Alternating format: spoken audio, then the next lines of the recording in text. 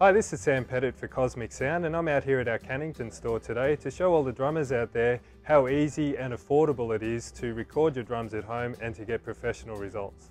I think one of the big reasons I didn't ever get into computer-based recording at home is because I used to go and see all these big flash studios with racks and racks and racks of gear and was a bit intimidated by like, oh gee, I can't afford all of that stuff. What I soon worked out is that there's a lot of albums being made at home now, even in garages and bedrooms, things like that, with not too much more of what we've got here, and then they do a lot of stuff afterwards. So I think for actually tracking and getting all of your information down, a setup like this is great, and it's certainly something that you can use later on in a professional type recording situation. A question I get asked a lot in the store is, what do I need and how do I get started? So what I'm trying to do here today is just to show you that it is affordable and you can do it all for under $1,000, presuming you've already got a drum kit and a computer. So what I've got here today, as far as microphones go, I've got the Behringer C2 overhead microphones. I've got a Shure SM57, which you find just about anywhere in the world. And I've got an AKG D112 bass drum microphone. Okay, so one of the hardest things for me to understand when I first tried to start recording is how do I get all my microphones into my computer? And the answer is really pretty easy and pretty inexpensive. What I've got today is an M Audio Fast Track Ultra. And what that is, it's got 4 microphone inputs, so I can put my 4 microphones straight into that. It goes out of that via USB into my computer. And then no matter what recording software you're using, for the purposes of this I'm using GarageBand, but if you're using Cubase or Pro Tools or Logic, it doesn't matter, it's going to recognize that and you're going to be able to get what you're playing into the computer recorded. You might notice that I don't have any mics on my toms and I don't have any on my hi-hat or anything like that. For that, you would probably be spending a little bit over the $1,000 mark just by getting an interface that actually has more inputs. At the moment, I just wanted to keep it nice and simple and to show you the results that you can get from a fairly minimalist sort of situation like what we've got here. So just with the 2 overheads, you'd be amazed how much of the toms and the cymbals and the hi-hats that it actually picks up. Okay, so on this recording, I'm using Zildjan cymbals. I've got some 14-inch A custom hi-hats. I've got a 20-inch K Constantinople medium ride, which I'm actually using as a crash. And for this ride cymbal here, I've got a Zildjan 22-inch K Custom dark ride. So these beautiful drums that I got from the store here in Cannington are a DW Collector's Series kit. They're 100% maple, and the sizes I've got is a 12-inch rack tom, a 16-inch floor tom, and a 22-inch kick drum. And the snare drum I'm using is a 14 by 5.5 DW black nickel. So what I'm using today is GarageBand. The reason why I'm using that is because it comes free with Macs. So if you've got a Mac at home, you've got GarageBand. So what I've done, I've got my kick drum in input 1, snare drum in input 2, overhead left and overhead right in inputs 3 and 4.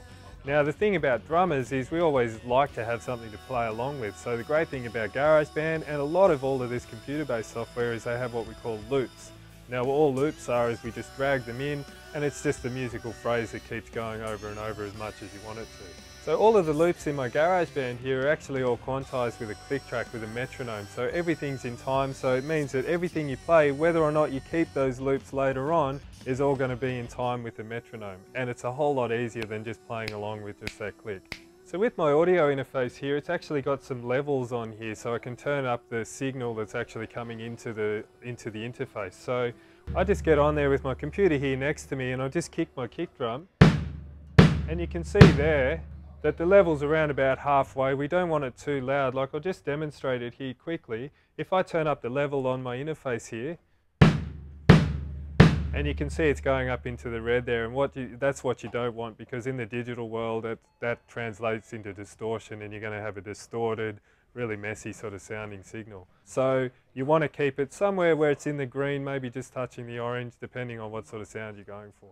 So when you're setting your levels, make sure you play as hard as what you're going to be on the recording. There's no use in, you know, tapping that and going, oh great, it's in the green. You know, like if you play like that, then hit it like that, or else what you're going to do is you're going to clip out all of your tracks there. So what I do sometimes, it depends if your computer's in the same room as you or not. If it's right here next to you, you can set your own levels. If you're in a different room, then get a friend or someone to go in there and hit your drums for you while you get a few levels.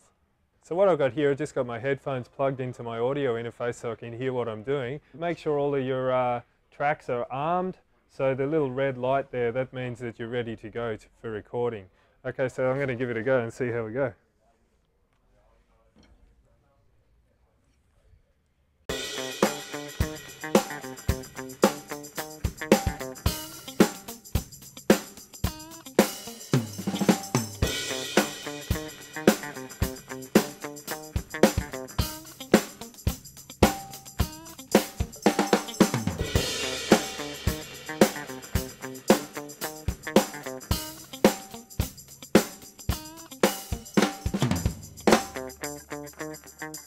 Okay, so what we're going to do now is just have a listen to what I played without any EQ, just flat, exactly how it went into the computer.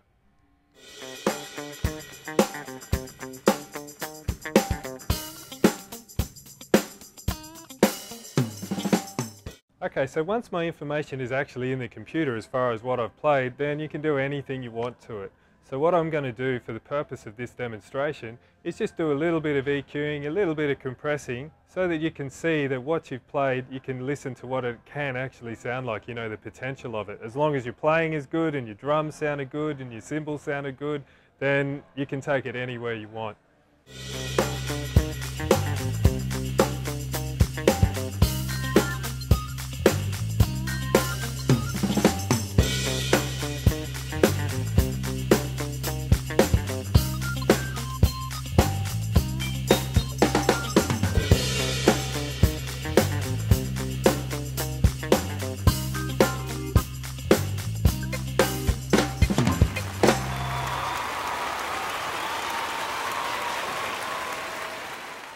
I think the best thing I like about recording at home is once you've made the initial investment in the gear, all you need to invest after that is time.